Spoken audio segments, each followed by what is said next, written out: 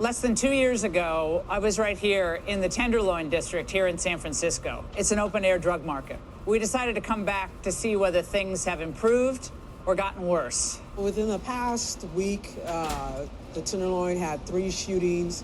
One resulted in a homicide, one resulted in another person being shot, and another resulted in a car being shot up. So, just in this district? Yeah, just in this district. Lieutenant Tracy McCrae has been with the San Francisco Police Department for nearly 30 years after spending 11 in the Army. This is ground zero here in the Tenderloin district for hardcore drug addicts in the area, correct? Right. I mean, you just take a look around and you see people addicted to fentanyl, crystal meth, heroin. You got your crack cocaine still, but you got your garden variety of all the type of drugs. And this is where you're going to find people who are on all of these different drugs just walking around. You're going to go down the street and you're going to see someone who's shooting up, right in broad daylight. While it's tempting to turn your heads away from the human sadness and suffering on these streets, I decided to speak firsthand with those in the grips of addiction. How old are you? I'm 38 years old. I have family. I have a husband and I have children. You got to get clean, man. Yeah. Got to get clean. I have to get clean, but since I've been on the street, because that's when I just barely started using fentanyl. Where are you getting the fentanyl? I buy it from off the street from people. But to me, fentanyl has been like something that's helping keeping me alive. It helps me not think about some of the trauma that I've been through. When I don't get it, I can't breathe sometimes, or I have anxiety really bad. But when I have it, I immediately calm down. Okay. The human need is great. After seeing this firsthand, it's going to take a lot more police and a lot more creative thinking to get this situation cleaned up. How many police officers in the city? Currently, right now, 580. You're down 580. Now, what would a fully staffed police force be able to do about this poor guy?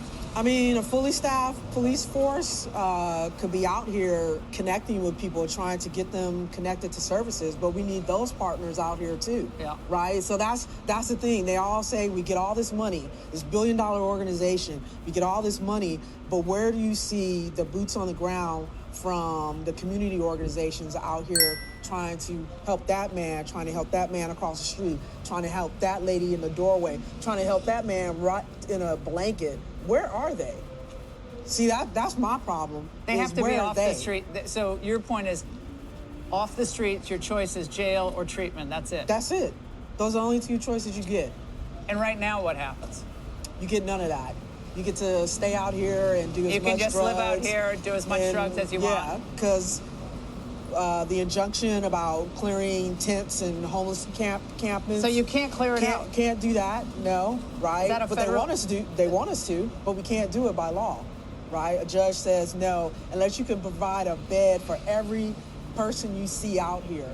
And my whole thing is, when did that fall on us? That's not my issue, right? I am my brother's keeper, but damn, how much keeping does one person have to do for another adult who makes these choices? That's the other thing here nobody ever talks about. These are adults who are making choices to be out here to do this. Lieutenant McCrae knows all too well the dangers of having a department stretched too thin as an officer, and even herself at one time as a victim of crime. The police are not the solution. We can't be the only solution. And until people want to make these hard decisions, until people know, then this will continue to happen. You will see this and you'll come back in 2 years and it'll be much worse. In 2020, Mayor London Breed cut $120 million from police and sheriff departments in the city, directing it to address disparities in the Black community. 3 years later, she wants to give more money and even called the National Guard in to deal with the drug issue. No, it actually means it's a division of their unit, their intelligence unit, helping, gather information to try and stem the flow of where these drugs are, identifying, but it's not boots on the ground. There's no tank rolling through this intersection or anywhere in the Tenderloin, right? That's not what it is. It's the CHP coming and helping, maybe doing traffic stops, because maybe if they do a traffic stop, they might find someone who does have drugs and stop that from coming into the community.